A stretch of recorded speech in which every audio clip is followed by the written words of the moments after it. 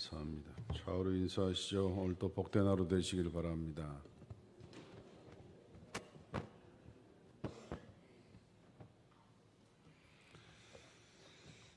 오늘 본문 8절 말씀을 보면 하루는 엘리사가 수넴에 이르렀더니 거기 한 귀한 여인이 저를 간권하여 음식을 먹게 한 고로 엘리사가 그곳을 지날 때마다 음식을 먹으러 그리로 들어갔더라. 이렇게 말씀을 하고 있습니다. 이 수넴 여인은 이사갈 지파의 도성으로서 엘리사가 자주 들렀던 이 갈멜과 사마리아의 중간 정도 있는 그런 사이에 위치한 도시입니다. 이름이 수넴이 아니라 도시 이름이 수넴입니다. 그래서 이 여인의 이름을 알 수가 없기 때문에 수넴 여인 우리가 이렇게 말을 합니다. 엘리사가 여러 도시를 돌아다니면서 복음을 증거하던 시절에 오늘날 같은 사회에 이런 숙박시설이나 음식점이 없던 그런 시대였습니다. 그런 시대에는 이런 여행자들은 숙소가 없기 때문에 동네 사람들에게나 또는 아는 지인의 집에 들어가서 유숙하고 사는 그런 것이 일반적일 때이지요. 이 같은 모습은 신약시대에도 똑같았습니다. 신약시대에도 그런 경우가 많았죠. 예수님도 나사로의 집에 들어가서 이 마리아와 마르다의 섬김을 통하여서 음식을 대접받고 또 그 집에 유숙하고 이런 일들이 있었던 것을 성경을 통하여서 보게 됩니다. 어느 날 이 엘리사가 수넴 땅을 지나가게 됐을 때에 그 수넴 마을에 형편이 부유한 한 여인이 좋은 환경 속에서 자신의 남편과 잘 살고 있었는데 이 여인이 엘리사를 보통 여행자로 여기지 아니하고 하나님의 종으로 알고 자기 집에 모셔다가 맛있는 음식을 대접하고 엘리사를 대접했다. 이렇게 이야기가 시작되고 있죠. 요즘은 사람을 초대하여서 집에서 음식을 대접하는 일이 거의 사라져가고 있는 그런 시대인데 얼마 전만 해도 가까운 사람들이나 귀한 손님들이 있으면은 집에 초대해서 이렇게 맛있는 음식들을 대접하는 이런 일들이 많았죠. 그런 음식들은 밖에서 식당에서 사서 먹는 음식보다 귀한 정이 들어있고 또 그 가정에 사랑이 들어있는 음식이라는 것을 다들 잘 아실 것입니다. 여기 10절 말씀에 근데 더 귀한 일을 이 여인이 했습니다. 여인의 가정에서 청하건대 우리가 그를 위하여 작은 방을 담 위에 만들고 침상과 책상과 의자와 촛대를 두사이다. 그가 우리에게 이르면 거기 머물리이다 하였더라. 이 수넴 여인이 자기 남편과 상의를 하였습니다. 우리가 저 하나님의 거룩한 선지자를 대접하되 형식적으로만 음식으로만 대접하지 말고 어떻게 좀 잘 해드렸으면 좋겠는데 식사 대접만 하지 말고 그가 기거할 수 있도록 방을 하나 만들어서 언제든지 필요할 때 오셔서 기거할 수 있도록 해드립시다. 이렇게 상의를 하고 이 벽 위에다 지었다는 말은 다락방을 지었다 그런 뜻입니다. 다락방을 이렇게 만들어서 특별히 엘리사 전용 숙소를 만들었다는 것입니다. 어떤 빈 방이 있어서 그 빈 방을 기거하도록 했다 이렇게 말하지 않고 성경은 일부러 따로 방을 만들어서 그 방을 사용하도록 했다는 것이죠. 뿐만 아니라 방만 만들어서 쉬라고 이야기한 것이 아니라 잘 쉴 수 있도록 침상도 놓아주었고 말씀을 잘 연구할 수 있도록 책상과 의자도 구비해 주었고 어둠을 비출 수 있도록 촛대까지 아주 세심한 배려를 아끼지 아니하였다. 성경이 이런 것까지 쓴 이유가 무엇일까요? 여러분은 이 본문을 어떻게 생각하십니까? 오늘 본문을 그럴 리가 없겠지만 목사가 자기에게 잘하라고 주의 종에게 잘하라고 이런 내용으로 받아들이신 분은 없을 것입니다. 지난주 갈라디아서 6장 10절 말씀도 우리가 잘 알죠. 그러므로 우리가 기회 있는 대로 모든 일에게 착한 일을 하되 더욱 믿음의 가정들에게 할지니라. 이 말씀을 되새기게 하는 내용들입니다. 우리가 선행을 언제 해야 되는가? 기회 있는 대로 그랬어요. 이 기회 있는 대로라는 원문은 언제나 우리가 기회를 만날 때마다 이런 뜻이에요. 그래서 기회가 오면 피하지 말고 선행을 하라라는 것입니다. 이 말은 우리의 선행이 자주 변덕을 부리기 때문에 사도 바울께서 여기다 조건 단서를 붙여놓던 것이죠. 우리는 자신의 기분에 따라서 선행이 왔다 갔다 해요. 또 누가 볼까봐, 누가 오해할까봐 그 기회를 어정쩡하게 넘겨버리는 때가 많습니다. 할 수 있음에도 불구하고 안 할 때가 더 많다 그 말이에요. 그런가 하면은 처음에는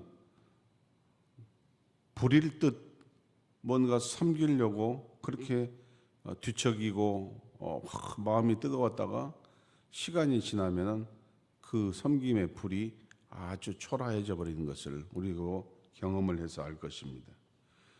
그래서 우리가 환경이나 자기의 기분이나 또 어떤 상황에 이 선행이 너무 오락자락 한단 말이죠. 그래서 그런 핑계를 대지 못하도록 하기 위하여서 성경은 기회 있는 대로 이렇게 단서 조항을 갖다가 붙여놓은 것이에요. 이 말씀은 선행에는 조건을 붙이지 말라는 거예요. 문턱을 만들지 말라는 거예요.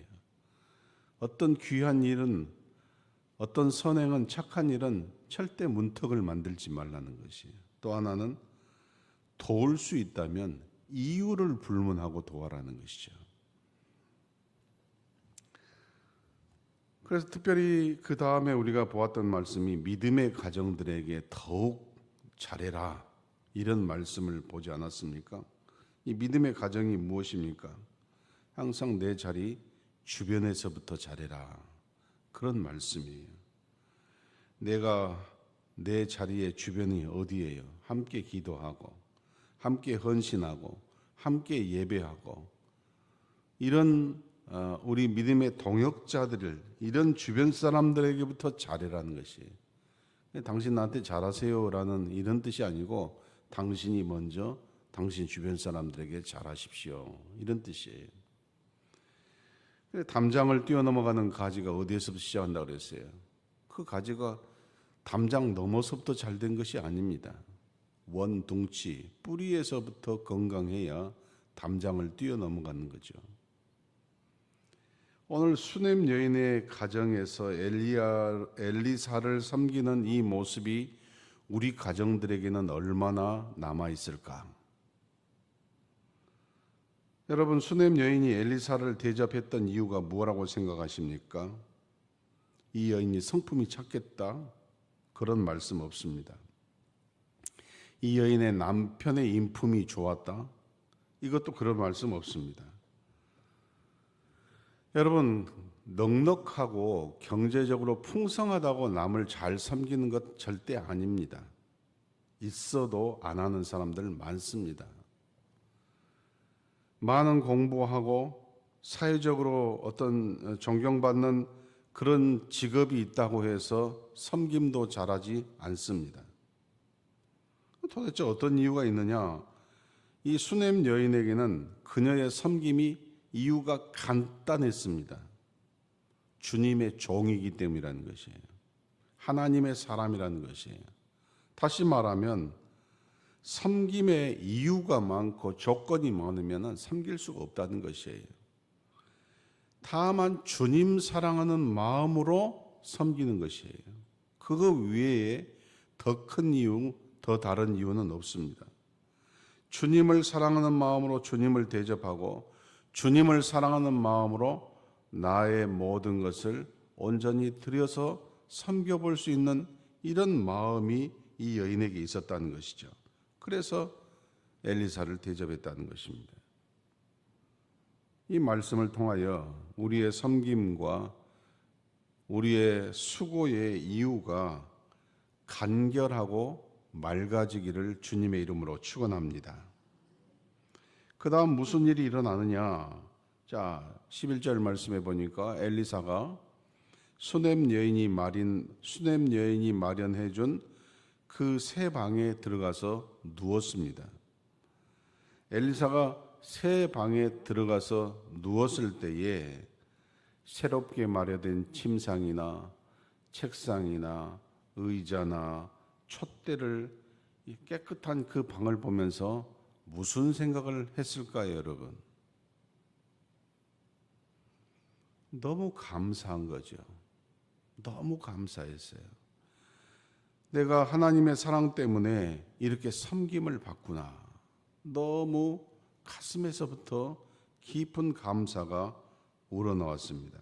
그래서 그 다음 무슨 생각으로 이어졌습니까? 내가 이 가정을 위하여 섬길 수 있는 일이 무엇일까? 이번에는 엘리사가 그 가정을 위하여 어떻게 섬겨줄까 하고 좋은 고민이 시작되었다는 것이죠. 그래서 종 게하시를 불렀습니다. 그리고 수넴 여인을 데리고 와봐라 이렇게 명령을 했습니다. 그래서 하나님의 종 엘리사 앞에 수넴 여인이 서게 되었다라고 말합니다. 엘리사가 13절 엘리사가 자기 사원에게 이르되 너는 그에게 이르러 네가 이같이 우리를 위하여 세심한 배려를 하는도다. 내가 너를 위하여 무엇을 하랴? 왕에게나 사령관에게 무슨 구할 것이 있느냐?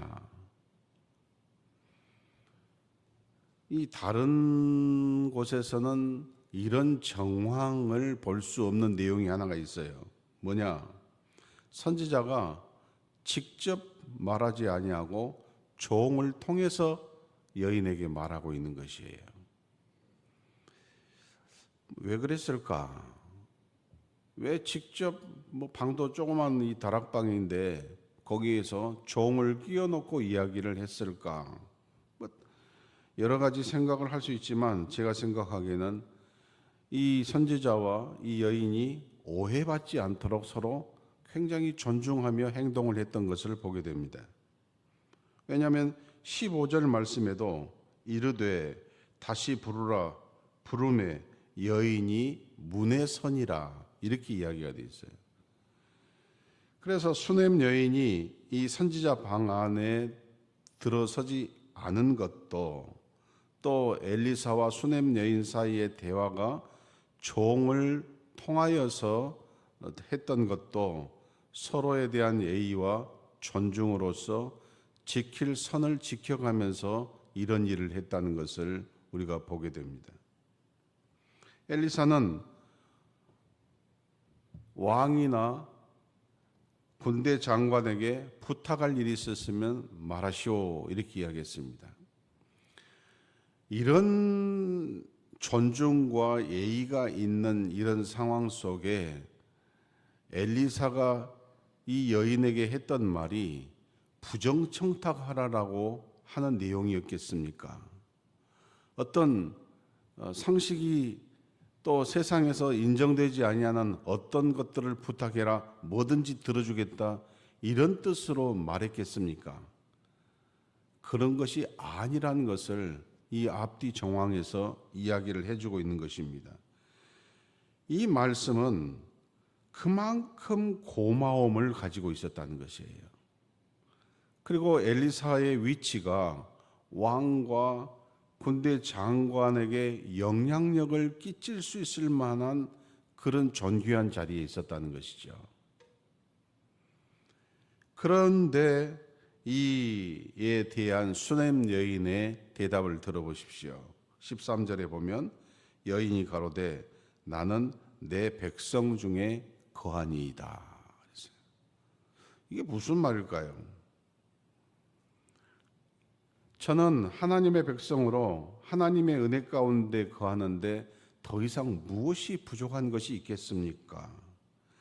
저희 집에 머무시는 것을 부담 느끼지 마시고 그저 편히 계시기를 바랍니다. 이런 뜻이에요.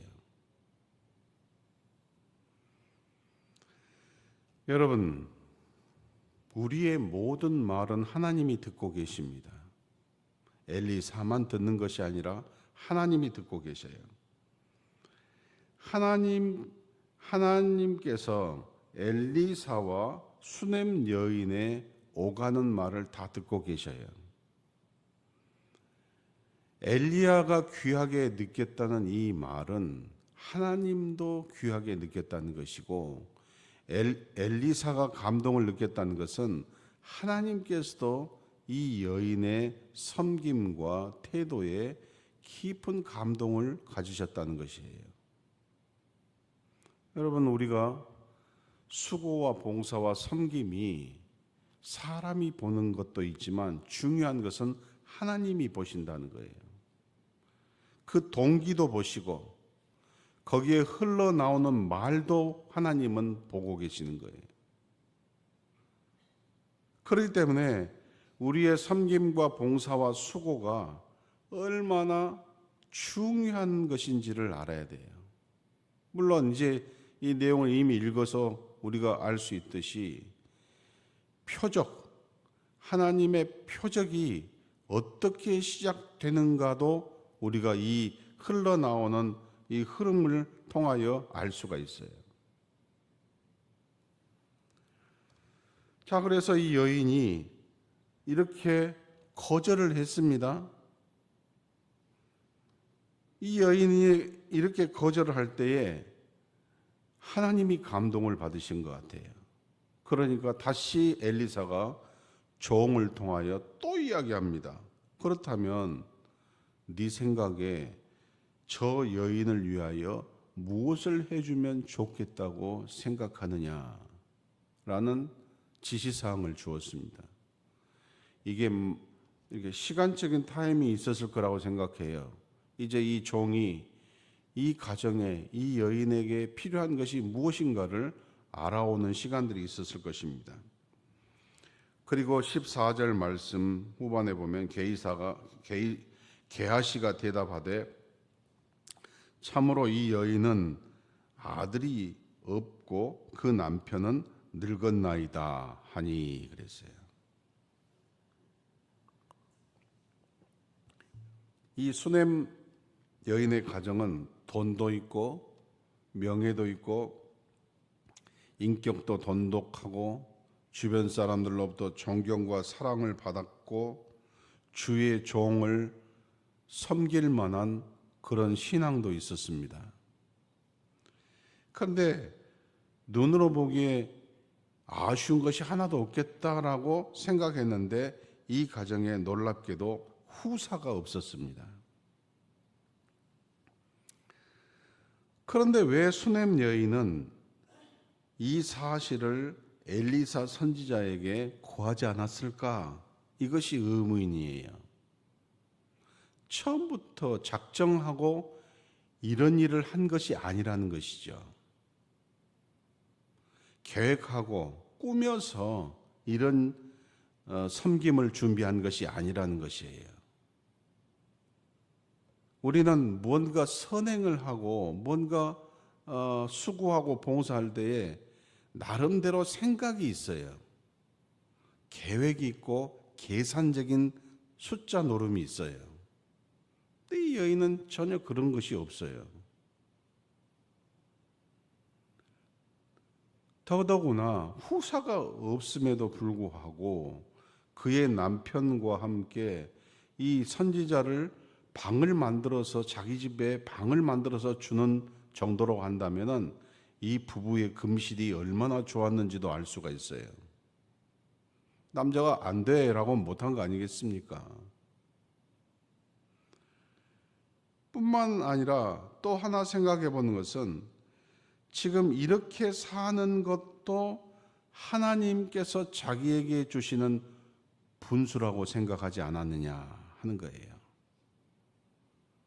어찌 보면 그 시대에 치명적인 결함을 가졌는데도 불구하고 그것을 내세우거나 그것 때문에 괴로워하지 아니하고 그것을 선지자가 이야기했음에도 뭘 원하냐라고 이야기했음에도 불구하고 그것을 드러내지 않았다는 것은 그대로 사는 것을 하나님이 주신 분복으로 여기고 살았다는 것이죠.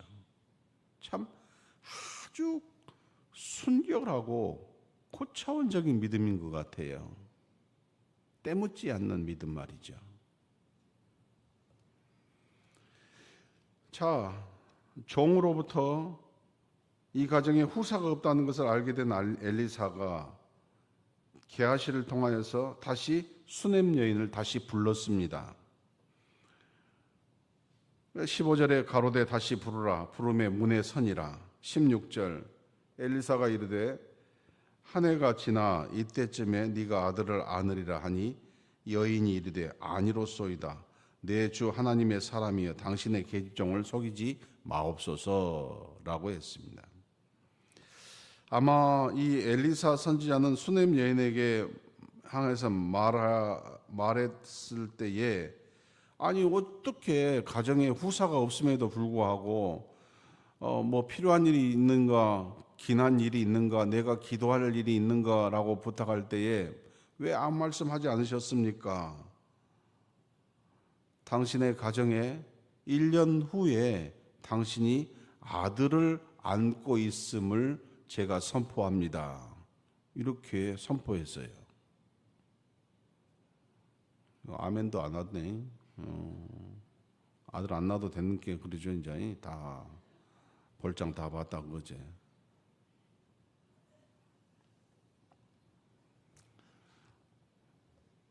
그런데 또 가관인 것이 이런 말을 들은 수넴 여인이 기뻐 뛰었다 감사했다라고 쓰여 있지를 않아요. 성경에 뭐라고 쓰여 있어요?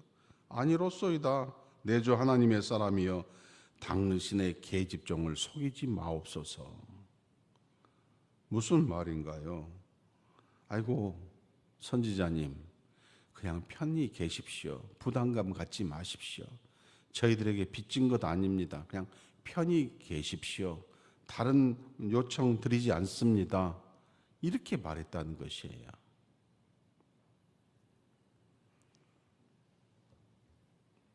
믿음이 없어서였을까? 아니면은 분에 넘치는 이야기를 들었을 때에 어떤 충격이 있었을까? 제가 수넴 여인이 아니니까 모르겠지만 수넴 여인은 자기 가정의 그 치명적인 약점을 가지고 상대방에게 부담을 주지 않으려고 했다는 거예요. 자기의 섬김과 수고와 봉사로 뭔가를 바꾸고 뭔가를 얻어내고자 하는 그런 신앙이 아니었다는 것은 분명히 알 수가 있어요. 그래서 이번 케이스는 어떤 케이스입니까?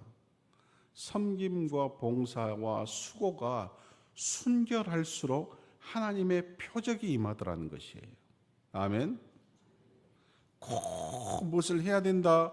그래서 하나님 앞에 엎드리고 몸부림치는 그런 일도 있지만 또 어떨 때는 아무것도 바라지 않고 그저 주님 사랑하는 마음 그 하나만 가지고 주님 앞에 수고하고 헌신하고 섬김을 드렸는데 그것을 주님이 다 아시더라 그 말이에요.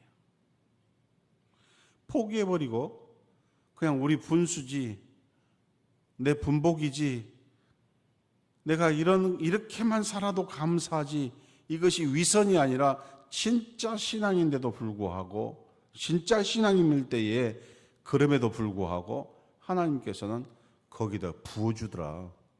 하나님의 기적을 부어주더라. 아멘? 어째 아멘이죠? 아멘. 예. 그런 역사가 일어나기를 원치 않으십니까? 성경에 보면 엘리사벳도 늙어서 아이가 잉태할 수 없음에도 불구하고 세례 요한을 선물로 주지 않았습니까? 아브라함은 그의 아내가 불임이었고, 이삭도 그의 아내 리브가가 불임이었고, 야곱도 라헬 그의 아내가 불임이었어요. 다 불임자들이에요. 근데 하나님께서 주시지 않았습니까? 모두 다 자녀를 갖게 되고 그리스도의 계보를 이어가지 않습니까? 우리가 우리의 형편을 믿지 말라는 것이에요. 하나님의 능력을 믿고 사는 사람들이고 그 능력이 허용하는 범위에서 사는 것이지 하나님의 능력을 제한하지 말라는 것이죠. 17절 말씀에 다 같이 한번 읽어봅시다. 시작. 여인이 과연 잉태하여 한 해가 지내 이때쯤에 엘리사가 여인에게 말한 대로 아들을 낳았더라. 아멘. 때로는 우리가 원하여서 갈급하고 간절함으로 구하여서 이루어지는 것도 있지만 하나님 앞에 옳게 사는 것, 섬김과 수고와 봉사가 옳게 가는 것, 이것은 구하지 않는 것도 주시는 하나님이시란 말이에요. 그래서 오늘 이 말씀의 요점이 무엇입니까? 이 수넴 여인은 부유하고 가진 것이 많고 성품이 좋고 배운 것이 많아서 사람들에게 존경을 받아서 엘리사를 섬긴 것이 아니라 하나님을 사랑해서 이 이유만으로 시작된 일이었습니다. 하나님을 사랑, 주님을 사랑하는 이것보다 더 큰 이유는 없어요. 우리의 섬김과 수고와 봉사가 이것 외에 다른 이유를 갖기보다 이것을 제일 큰 이유로 갖기를 주님의 이름으로 축원합니다. 두 번째는 이 섬김은 형식이 아니라 꼭 필요한 것을 채워주었어요. 엘리사에게 꼭 필요한 것. 그가 누구에게 부탁하지도 않고 쉴 수 있는 곳, 또 책상과 의자와 침상과 촛대, 원하지 아니하였지만 그것을 필요하다라고 말하지 않았지만 이것을 채워주었어요. 여러분, 우리가 누군가를 섬길 때에 내 방식과 내 필요한 것을 주는 것이 아니라 그 사람의 필요한 것과 그 사람이 원하는 것이 무엇인가를 알고 섬길 줄 알아야 된다는 것이에요. 그게 진정한 섬김이죠. 물이 필요한데 이번에 강릉에 지금 가뭄이 있어가지고 우리 교단에서 구제부에서 긴급 구조로 2만 1,000병 물을 2만 1,000병하고 물티슈하고 이제 보냈다 하더라고요. 2리터짜리 물을 2만 1,000통을 보냈어요. 가뭄이 필요한 곳은, 가뭄이 있는 곳은 물이 필요하지 않습니까? 또 홍수가 나는 곳은 물을 빼야 되지 않겠습니까? 이게 바뀌어버리면 안 되지 않습니까? 필요를 주는 것이 중요한 거예요. 이 수넴 여인은 그런 것으로 준비했어요. 세 번째는 수넴 여인의 그 수고와 봉사와 섬김은 조건과 대가를 바라지 않았다는 것이에요. 그저 하나님의 백성 된 자체가 감사한 것이에요. 이것을 하나님이 감동받으셨다는 것이죠. 그 말씀이 생각나더라고요. 어느 날 솔로몬에게 하나님이 말씀하셨어요. 뭐라고 말씀하셨습니까? 열왕기상 3장 13절 보니까 내가 또 네가 구하지 아니한 부귀와 영화도 네게 주노니 네 평생의 왕들 중에 너 같은 자가 없을 것이라. 우리 하나님은 구하지 아니한 것도 주시는 하나님이세요. 언제? 우리의 섬김과 봉사와 수고가 순결할 때. 오늘 이 말씀을 생각하시고 우리 함께 기도의 문을 열어가기를 주님의 이름으로 축원합니다.